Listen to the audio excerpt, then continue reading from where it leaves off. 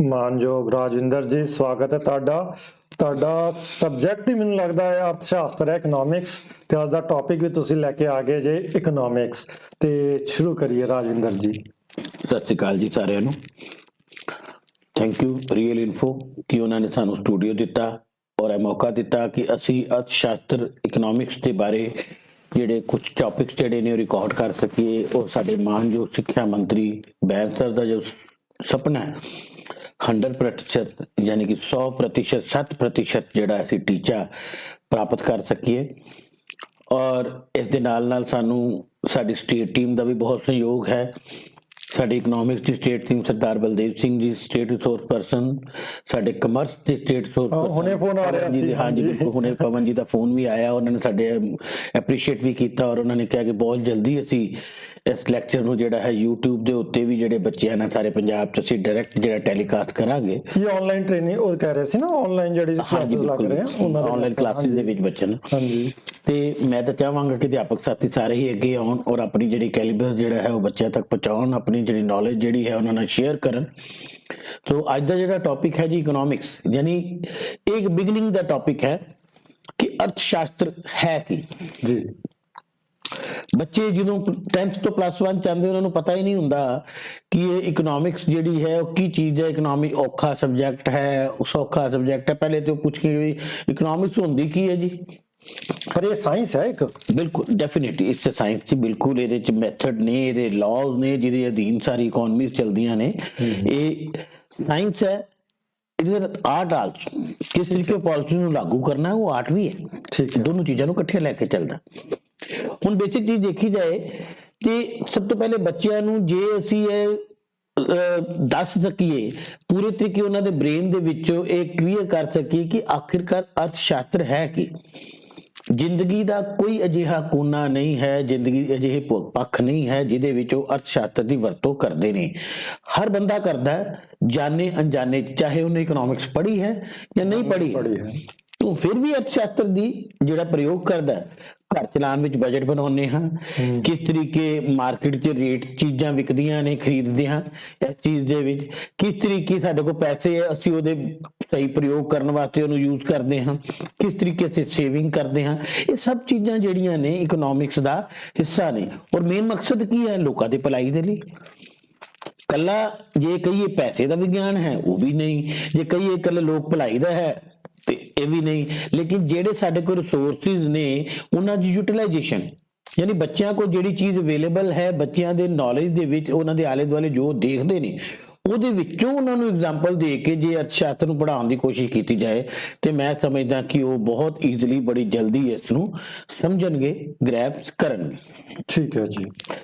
ਹੁਣ ਅਗਲਾ ਦੇਖੀਏ what economics is all about. Actual economics ਹੈ ਕੀ?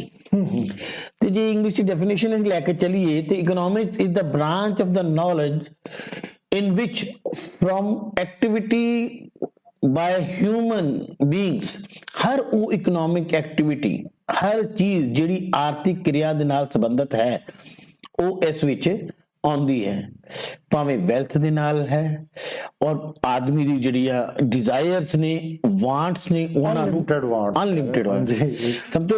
ਲਿਮਿਟਿਡ ਰਿਸੋਰਸਿਸ ਨੇ, ਅਨਲਿਮਿਟਿਡ ਵਾਂਟਸ ਨੇ, ਔਰ ਰਿਸੋਰਸਿਸ ਦੇ ਵੀ ਮਲਟੀਪਲ ਯੂਜ਼ ਨੇ। ਉਹ ਕਹਿ ਰਹੇ ਨਾ ਸਕਾਰਸ, ਜਿਹੜਾ ਇੱਕ ਸਾਡਾ ਵੈਲਥ ਹੈਗੀ ਆ, ਜੋ ਰਿਸੋਰਸਿਸ ਨੇ ਉਹ ਤੇ ਸਕਾਰਸ ਹੈਗੇ ਨੇ, ਘੱਟ ਹੈਗੇ ਨੇ, ਮਗਰ ਜਿਹੜੀਆਂ ਸਾਡੀਆਂ ਵਾਂਟਸ ਹੈਗੀਆਂ ਨੇ ਉਹ ਅਨਲਿਮਿਟਿਡ, ਉਹਨੂੰ ਸੈਟੀਸਫਾਈ ਕਰਨਾ ਹੈਗਾ ਆ। ਤੇ ਆਹ ਹੀ ਨੌਲੇਜ ਜਿਹੜਾ ਹੈਗਾ ਆ ਇਕਨੋਮਿਕਸ ਨੇ ਦੇਣਾ ਹੈਗਾ। ਦੇਖੋ ਬੱਚਿਆਂ ਨੂੰ ਮੈਂ ਇਹੀ ਚੀਜ਼ ਕਲਾਸ 'ਚ ਕਹਿੰਦਾ ਕਿ ਮੰਨ ਲਓ ਤੁਹਾਡੇ ਕੋਲ 100 ਰੁਪਏ ਨੇ ਔਰ ਤੁਸੀਂ ਮੇਲੇ 'ਚ ਜਾ ਰਹੇ ਹੋ। ਹਾਂਜੀ, ਤੇ ਮੇਲੇ 'ਚ ਜਾ ਕੇ ਦਿਲ ਕਰਦਾ ਮੈਂ ਗੋਲ ਗੱਪੇ ਵੀ ਖਾ ਲਾਂ, ਮੈਂ ਆਈਸਕ੍ਰੀਮ ਵੀ ਖਾ ਲਾਂ, ਮੈਂ ਚੂੜੀਆਂ ਵੀ ਲੈ ਲਾਂ, ਮੈਂ ਕੁਝ ਈਅਰਿੰਗਸ ਵੀ ਲੈ ਲਾਂ, ਮੈਂ ਝੂਟੇ ਵੀ ਲੈ ਲਾਂ। ਪਰ ਰੁਪਈਏ 100 ਨੇ ਸਾਡੇ ਕੋਲ ਸਿਰਫ, ਅਨਲਿਮਿਟਿਡ ਵਾਂਟਸ ਨੇ। ਔਰ ਰਿਸੋਰਸਿਸ ਸਾਡੇ ਕੋਲ ਸੀਮਨ ਹੈ, ਸਾਡੇ ਕੋਲ ਸਿਰਫ 100 ਰੁਪਈਆ। ਅਸੀਂ ਉਹ 100 ਰੁਪਏ ਦੇ ਨਾਲ ਕਿਸ ਤਰੀਕੇ ਉਹ ਸਾਰੀਆਂ ਡਿਜ਼ਾਇਰ, ਕਿਹਨੂੰ ਇੰਪੋਰਟੈਂਸ ਦੇਣੀ ਹੈ, ਕਿਹਨੂੰ ਨਹੀਂ ਇੰਪੋਰਟੈਂਸ ਦੇਣੀ, ਕਿੱਥੋਂ ਸਾਨੂੰ ਜ਼ਿਆਦਾ ਫਾਇਦਾ ਹੁੰਦਾ, ਯੂਟਿਲਾਈਜ਼ ਹੁੰਦਾ, ਉਹ ਚੀਜ਼ਾਂ ਅਸੀਂ ਕਰਨੀ ਹੈ। ਹੁਣ ਇਕਨੋਮਿਕ ਐਕਟੀਵਿਟੀ ਦਾ ਦੇਖੋ ਸਾਰਾ ਇੱਕ ਕਿਸਮ ਦਾ ਹੈਗਾ ਇਹ ਸਾਰੇ ਪਿਕਚਰ ਸ਼ੋ ਕਰ ਰਹੀਆਂ ਨੇ, ਕੰਪਿਊਟਰ ਤੇ ਕੰਮ ਕਰ ਰਹੇ ਨੇ, ਖੇਤਾਂ 'ਚ ਕੰਮ ਕਰ ਰਹੇ ਨੇ, ਕਿਸਾਨ ਨੂੰ ਕਰ ਰਿਹਾ, ਇਹ ਸਾਰੀ ਕੀ ਨੇ? ਇਹ ਸਾਰੀਆਂ ਇਕਨੋਮਿਕਸ ਐਕਟੀਵਿਟੀ ਨੇ ਜਿਹੜੀਆਂ ਕਿ ਸਾਡੇ ਦਿਨਚਰਿਆ ਦੇ ਵਿੱਚ ਹੁੰਦਾ। ਕੋਈ ਬੰਦਾ ਆਫਿਸ ਜਾ ਰਿਹਾ, ਮੰਨ ਲਓ ਟੀਚਰ ਪੜ੍ਹਾਉਣ ਜਾ ਰਿਹਾ, ਤੇ ਉਹ ਵੀ ਇਕਨੋਮਿਕ ਐਕਟੀਵਿਟੀ। ਇਕਨੋਮਿਕਸ ਦੇ ਵਿੱਚ ਅਸੀਂ ਕਈ ਅੱਗੇ ਵੀਡੀਓ 'ਚ ਡਿਸਕਸ ਕੀਤਾ ਕਿ ਸਾਡੇ ਕਿੰਨੇ ਤਰ੍ਹਾਂ ਦੇ ਸੈਕਟਰ ਹੁੰਦੇ ਨੇ, ਪ੍ਰਾਇਮਰੀ, ਸੈਕੰਡਰੀ ਔਰ ਟਰਸ਼ਰੀ। ਉਹ ਸਾਰੀ ਐਕਟੀਵਿਟੀ ਜੋ ਇਕਨੋਮਿਕ ਐਕਟੀਵਿਟੀ ਉਹ ਤਿੰਨ ਹਿੱਸਿਆਂ 'ਚ ਅਸੀਂ ਵੰਡਦੇ ਹਾਂ। ਇਹ ਦੇਖੋ ਇਸ ਪਿਕਚਰ ਦੇ ਵਿੱਚ ਵੀ ਇਹ ਸਾਡੀ ਜ਼ਰੂਰਤਾਂ ਨੇ। ਸਾਡੀ ਜ਼ਰੂਰਤਾਂ ਸਭ ਤੋਂ ਪਹਿਲੇ ਕੀ ਜ਼ਰੂਰਤ ਹੈ? ਬੇਸਿਕ ਖਾਣਾ, रोटी, कपड़ा और मकान। जी जी ठीक है जी। और चौथी चली हेल्थ। ठीक है। तो पहली स्लाइड में तेरे सामने क्लियर, रोटी, कपड़ा, मकान और health, that is also one of the important factor आज की डेट ਦੇ ਵਿੱਚ। ਥੱਲੇ ਉਹਦੀ ਵੀ एंटरटेनमेंट भी है, एंटरटेनमेंट भी है, एजुकेशन भी है, फिर ਤੁਸੀਂ ट्रैवलिंग करनी है उसकी ਜ਼ਰੂਰਤਾਂ ਵੀ ਨੇ, ਇਲੈਕਟ੍ਰਿਸਿਟੀ है, हर चीज ਜਿਹੜੀ ਹੈ ਬੇਸਿਕ ਜ਼ਰੂਰਤਾਂ ਨੇ। ठीक है। to satisfy the human want unlimited ਨੇ with the limited resources, ਉਹ ਇਕਨੋਮਿਕ ਸਿਖਾਈ, that is part of the economic। ਇਹ ਹੈ ਅਰਥਸ਼ਾਸਤਰ। ਔਰ ਸਾਡੇ ਸਾਰੇ ਬੱਚਿਆਂ ਨੂੰ ਮੈਂ ਕਲੀਅਰ ਕਰਦਾ ਕਿ ਦੇਖੋ ਸਾਰੇ ਸਾਡੇ ਜਿਹੜੇ ਬਜ਼ੁਰਗ ਨੇ ਉਹ ਇਕਨੋਮਿਕਸ ਵਰਤਦੇ ਨੇ। ਜੇ ਸਾਡੇ ਬਜ਼ੁਰਗ ਪੈਸੇ ਸੇਵ ਕਰਕੇ ਰੱਖਦੇ ਨੂੰ ਕਹਿਣਗੇ ਤੇ ਵੇਲੇ ਕੁਵੇਲੇ ਕੰਮ ਆਉਣਗੇ, ਉਹ ਪੈਸੇ ਬਚਤ, ਤਾਂ that is saving। ਠੀਕ ਹੈ। ਪੈਸੇ ਬਚਾਉਂਦੇ ਨੇ। ਇਹ ਚੀਜ਼ਾਂ ਇਕਨੋਮਿਕਸ ਦਾ ਹਿੱਸਾ ਨੇ, ਪਰ ਬੱਚਿਆਂ ਨੂੰ ਸਮਝਾਉਣ ਦੀ ਲੋੜ। ਸਾਡੇ ਸਭ ਤੋਂ ਪੁਰਾਣੇ ਅਰਥਸ਼ਾਸਤਰ ਜਿਹੜਾ ਸਾਡਾ ਹੈ ਕੌਟਿਲਯ ਅਰਥਸ਼ਾਸਤਰ, ਜਿਨ੍ਹਾਂ ਦੀ ਚਾਣਕਿਆ, ਬਿਲਕੁਲ ਜਿਹਨਾਂ ਨੇ ਕੌਟਿਲਯ ਅਰਥਸ਼ਾਸਤਰ ਜਿਹੜੀ ਬੁੱਕ ਹੈ, ਉਹ ਰਾਜ ਨੂੰ ਕਿਸ ਤਰੀਕੇ ਚਲਾਉਣਾ ਹੈ ਉਹਦੇ ਬਾਰੇ ਇਹਨਾਂ ਨੇ ਬਹੁਤ ਹੀ ਡੀਪ ਜਿਹੜੀ ਸਟੱਡੀ ਇਹਦੇ ਵਿੱਚ ਕੀਤੀ ਹੈ। ਔਰ ਇਹ ਕੌਟਿਲਯ ਜਿਹੜੇ ਸਾਡੇ ਚਾਣਕਿਆ ਸੀਗੇ, ਤੁਹਾਨੂੰ ਪਤਾ ਹੀ ਹੈ ਇਹਦੇ ਬਾਰੇ, ਜਾਣਦੇ ਹੋ, ਚੰਦਰਗੁਪਤ ਮੌਰਿਆ ਦੇ ਮੰਤਰੀ ਸੀਗੇ ਜਿਨ੍ਹਾਂ ਨੇ ਦੇਸ਼ ਦੇ ਵਿੱਚ ਦੇਸ਼ ਨੂੰ ਬੜੇ ਵਧੀਆ ਤਰੀਕੇ ਨਾਲ ਚਲਾਇਆ। ਹੁਣ ਗੱਲ ਕਰੀਏ ਵੇਰੀਅਸ ਡੈਫੀਨੇਸ਼ਨ ਆਫ ਇਕਨੋਮਿਕਸ। ਠੀਕ ਹੈ। ਪਹਿਲੀ ਵੈਲਥ ਡੈਫੀਨੇਸ਼ਨ ਕਰਨਾ ਚਾਹੁੰਦੇ ਜੀ। ਅਲੱਗ-ਅਲੱਗ ਡੈਫੀਨੇਸ਼ਨ ਅਲੱਗ-ਅਲੱਗ ਇਕਨੋਮਿਕਸ ਬਾਰੇ ਦਿੱਤੀ ਗਈ। ਔਰ ਇਕਨੋਮਿਕਸ ਦੇ ਪਿਤਾਮਾ ਜਿਹਨੂੰ ਅਸੀਂ ਕਹਿੰਦੇ ਆ ਫਾਦਰ ਆਫ ਮਾਡਰਨ ਇਕਨੋਮਿਕਸ ਜਿਹੜੀ ਹੈ ਉਹ ਐਡਮ ਸਮਿਥ ਸਨ। ਇੱਕ ਛੋਟਾ ਜਿਹਾ ਕੁਐਸਚਨ ਵੀ ਤਿਆਰ ਹੋ ਜਾਂਦਾ ਹੈ ਸਾਡੇ ਕੋਲ, ਇੱਕ ਨੰਬਰ ਦਾ ਕੁਐਸਚਨ ਹੈ ਆਂਦਾ ਹੈ ਕਿ ਇਕਨੋਮਿਕਸ ਦੇ ਪਿਤਾਮਾ ਕਿਹੜੇ ਸਨ, ਤੇ ਉਹ ਤੇ ਅਸੀਂ ਗੱਲ ਕਰੀਏ ਤੇ ਕੌਣ ਸਨ ਸਾਡੇ ਮਾਰਕਸ ਦਾ ਕੁਐਸਚਨ ਤਿਆਰ ਹੋ ਗਿਆ ਜੀ। ਔਰ ਉਹਨਾਂ ਦੀ ਬੁੱਕ ਦਾ ਕੀ ਨਾਮ ਸੀ? ਉਹ ਵੀ ਹੈ an inquiry into the nature and causes of wealth of nations, ਜਿਹੜੀ ਕਿ 1776 ਤੇ ਪਬਲਿਸ਼ ਹੋਈ ਸੀਗੀ। ਔਰ ਉਹਦੇ ਵਿੱਚ ਉਹ ਡਿਫਾਈਨ ਕੀਤਾ ਹੈ ਵੈਲਥ ਸੰਬੰਧੀ। ਪਰ ਥੋੜੀ ਜੀ ਇਸ ਵਕਤ ਕੁਝ ਦੀ ਧਾਰਨਾ ਜਿਹਦੇ ਤੇ ਸਿਰਫ ਇਕਨੋਮੀ ਦਾ ਕਿ ਸਿਰਫ ਪੈਸੇ ਦੇ ਨਾਲ ਸੰਬੰਧਿਤ ਕਿਰਿਆਵਾਂ ਨੂੰ ਜ਼ਿਕਰ ਕੀਤਾ ਗਿਆ ਕਿ ਪੈਸੇ ਨਾਲ ਸੰਬੰਧਿਤ ਕਿਰਿਆਵਾਂ ਜਿਹੜੀਆਂ ਉਹ ਇਕਨੋਮਿਕਸ ਦੇ ਵਿੱਚ ਆਉਂਦੀਆਂ ਨੇ। ਨੈਕਸਟ ਸਲਾਈਡ ਤੇ ਦੇਖੀਏ ਅਸੀਂ ਮਟੀਰੀਅਲ ਵੈਲਫੇਅਰ ਡੈਫੀਨੇਸ਼ਨ। ਦੂਸਰੇ ਡਾਕਟਰ ਮਾਰਸ਼ਲ, ਐਲਫਰਡ ਮਾਰਸ਼ਲ, ਜਿਨ੍ਹਾਂ ਨੇ ਇਹਨੂੰ ਹਿਊਮਨ ਵੈਲਫੇਅਰ ਦੇ ਨਾਲ ਵੀ ਇਕਨੋਮਿਕ ਨੂੰ ਜੋੜਿਆ। ਕਹਿੰਦਾ ਨੋ ਡਾਊਟ ਇਹ ਪੈਸੇ ਦਾ ਵਿਗਿਆਨ ਤਾਂ ਹੈਗਾ, ਲੇਕਿਨ ਇਹਦਾ ਮੇਨ ਮਕਸਦ ਲੋਕਾਂ ਦੀ ਭਲਾਈ ਕਰਨੀ ਹੈ, ਲੋਕਾਂ ਦੇ ਵੈਲਫੇਅਰ ਲਈ ਕਿਸ ਤਰੀਕੇ ਪੈਸੇ ਨੂੰ ਯੂਜ਼ ਕੀਤਾ ਜਾਣਾ ਹੈ, ਕਿਸ ਤਰੀਕੇ ਉਹਦਾ ਪ੍ਰਯੋਗ ਕੀਤਾ ਜਾਣਾ ਹੈ। ਇਹ ਡੈਫੀਨੇਸ਼ਨ ਸਾਨੂੰ ਜਿਹੜੀ ਹੈ ਸਾਨੂੰ ਐਲਫਰਡ ਮਾਰਸ਼ਲ ਨੇ ਦਿੱਤੀ, ਜਿਹੜੀ ਕਿ 1890 ਵਿੱਚ ਹੈ ਨਾ। ਹਾਂਜੀ 1890 ਚ ਉਹਨਾਂ ਦੀ book C principal of economics, ਜਿਹੜੀ ਕਿ 1890 ਵਿੱਚ ਉਹਦੇ ਚ ਕੀ ਕਹਿ ਰਿਹਾ ਹੈਗਾ ਕਿ economic is a study of mankind in the ordinary business of life. ਬਿਲਕੁਲ ਜ਼ਿੰਦਗੀ ਦੇ ਹਰ ਸਾਜ ਦੇ ਵਿੱਚ ਕਿ ਉਹਦੀ ਸਟੱਡੀ ਕਰਨਾ, ਆਦਮੀ ਦੇ ਭਲਾਈ ਲਈ ਕਿਸ ਤਰੀਕੇ ਦੀ ਇਕਨੋਮਿਕ ਐਕਟੀਵਿਟੀਜ਼ ਜਿਹੜੀਆਂ ਨੇ ਉਹ ਕੀਤੀਆਂ ਜਾਣੀਆਂ, ਉਹਦਾ ਸਟੱਡੀ ਜਿਹੜੀ ਹੈ ਉਹ ਕਰਨੀ। ਫਿਰ ਉਹ ਕਹਿੰਦਾ it examine the part of individual and social action which are closely connected. ਤੇ ਇਹ ਦੋਵੇਂ ਇੱਕ ਸਾਥ ਚੱਲਦੇ ਹੈਗੇ ਨੇ। ਇਹਨੂੰ ਤਾਂ ਹੀ ਤਾਂ ਮਾਨਵ ਕਲਿਆਣ ਸੰਬੰਧੀ ਪਰਿਭਾਸ਼ਾ ਐਸੀ ਕਹੀ ਹੈ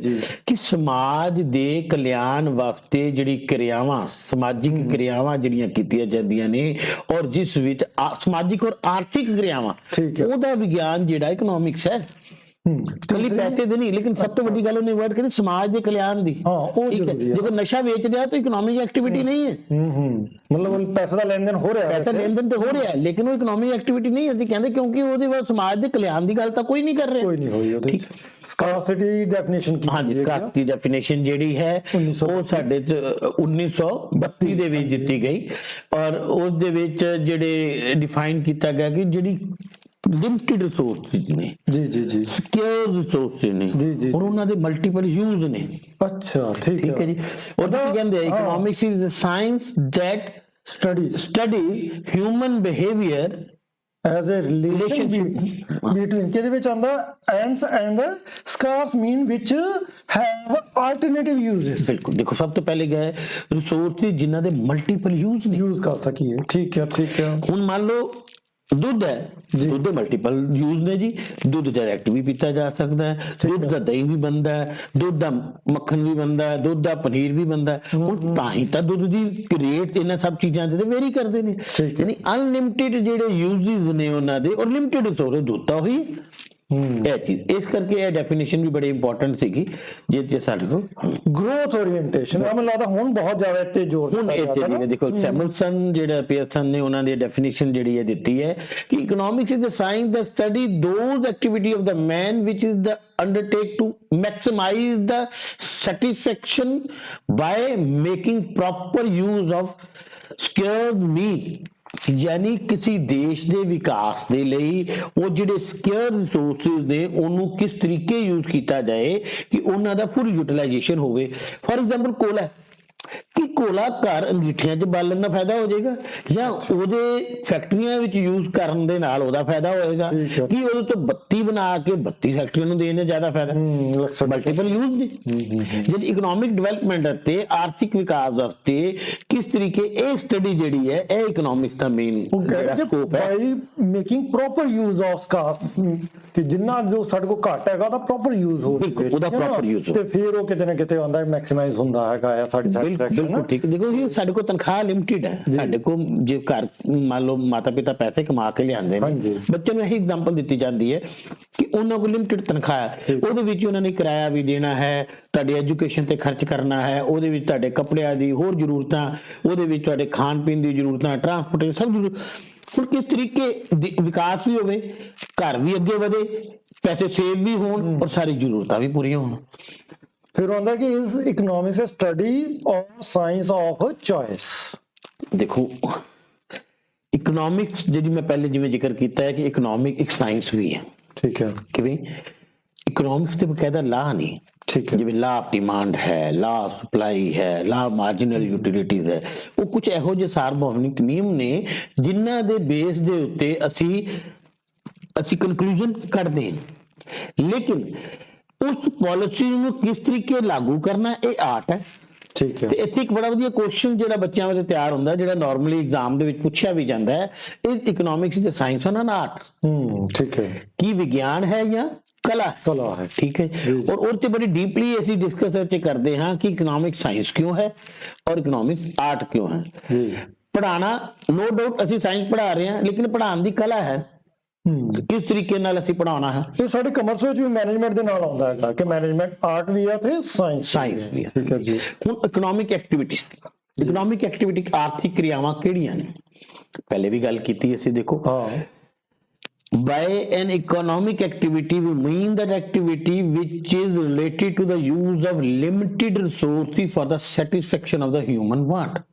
ਗੱਲ ਘੁੰਮਾ ਕੇ ਹੋਈ ਸਾਡੇ ਕੋਲ ਲਿਮਿਟਿਡ ਰਿਸੋਰਸਿਸ। ਹਾਂ, ਇਹ ਵਰਡ ਬਾਰ-ਬਾਰ ਆਏਗਾ। ਇਹ ਬਾਰ-ਬਾਰ ਰਿਸੋਰਸਿਸ ਹਮੇਸ਼ਾ ਲਿਮਿਟਿਡ ਰਹੇ ਨੇ। ਇੱਕ ਵਾਰ ਨੇ ਹਿਊਮਨ ਵਾਂਟਸ ਨੇ, ਇੱਕ ਵਾਰ ਲਿਮਿਟਿਡ ਰਿਸੋਰਸਿਸ ਹੈ। ਇਹ ਹਰ ਇੱਕ ਚੀਜ਼ ਸਾਡੇ ਕੋਲ ਹਵਾ ਪਾਣੀ ਵਾਂਗਣ ਖੁੱਲੀ ਅਵੇਲੇਬਲ ਹੋਵੇ। ਹੁਣ ਤੇ ਚਲੋ ਹਵਾ ਵੀ ਗੰਦੀ ਹੋ ਰਹੀ ਹੈ ਤੇ ਪਾਣੀ ਵੀ ਅਵੇਲੇਬਲ ਨਹੀਂ ਹੋ ਰਿਹਾ, ਲੇਕਿਨ ਉਸ ਤਰੀਕੇ ਖੁੱਲੀ ਹੈ, ਫਿਰ ਤਾਂ ਕੋਈ ਮਸਲਾ ਹੀ ਨਹੀਂ ਜੀ। ਫਿਰ ਤੇ ਹੱਲ ਹੀ ਹੈ, ਫਿਰ ਤੇ ਹੱਲ ਹੈ, ਸਭ ਚੀਜ਼ਾਂ ਮਿਲ ਰਹੀਆਂ। ਲੇਕਿਨ ਪ੍ਰੋਬਲਮ ਹੈ ਕਿ ਸਾਡੇ ਕੋਲ ਰਿਸੋਰਸਿਸ ਲਿਮਿਟਿਡ ਨੇ।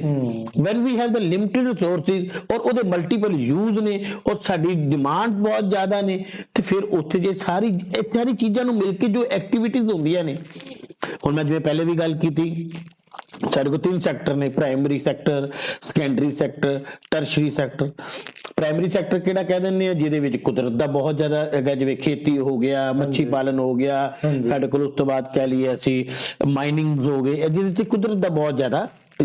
ਠੀਕ ਹੈ। ਔਰ ਦੂਸਰੇ ਪਾਸੇ ਦੇਖੀਏ ਅਸੀਂ ਕਹਿ ਰਹੇ ਸੈਕੰਡਰੀ ਅਸੀਂ ਕਿਹਨੂੰ ਕਹਿੰਦੇ ਪਏ ਆ? ਜਿਹਦੇ ਵਿੱਚ ਅੱਗੇ ਫੈਕਟਰੀਆਂ, ਠੀਕ ਹੈ, ਕੰਮ ਧੰਦੇ ਉਹ ਚੱਲ ਰਹੇ ਨੇ, ਉਹ ਸੈਕੰਡਰੀ ਆ ਗਿਆ। ਔਰ ਟਰਸ਼ਰੀ ਜਿੱਥੇ ਸੇਵਾਵਾਂ, ਉਹ ਸਭ ਇਹਦੇ ਵਿੱਚ ਸ਼ਾਮਲ ਨੇ। ਉਹ ਸਾਰੀ ਇਕਨੋਮਿਕ ਐਕਟੀਵਿਟੀ ਨੇ, ਚਾਹੇ ਬੱਚੇ ਨੂੰ ਟੀਚਰ ਪੜ੍ਹਾ ਰਿਹਾ ਹੈ, ਚਾਹੇ ਡਾਕਟਰ ਹੈ, ਚਾਹੇ ਵਕੀਲ ਹੈ, ਚਾਹੇ ਜੱਜ ਹੈ, ਚਾਹੇ ਸੀਏ ਹੈ, ਚਾਹੇ ਕੋਈ ਹੋਰ ਆਪਣੀ ਸਰਵਿਸ ਦੇ ਰਿਹਾ, that come under the tertiary sector. ਉਹ ਵੀ ਇੱਕ ਇਕਨੋਮਿਕ ਐਕਟੀਵਿਟੀਜ਼ ਸਾਰੀਆਂ ਇਸ ਵਿੱਚ ਸ਼ਾਮਲ ਹੁੰਦੀਆਂ ਨੇ।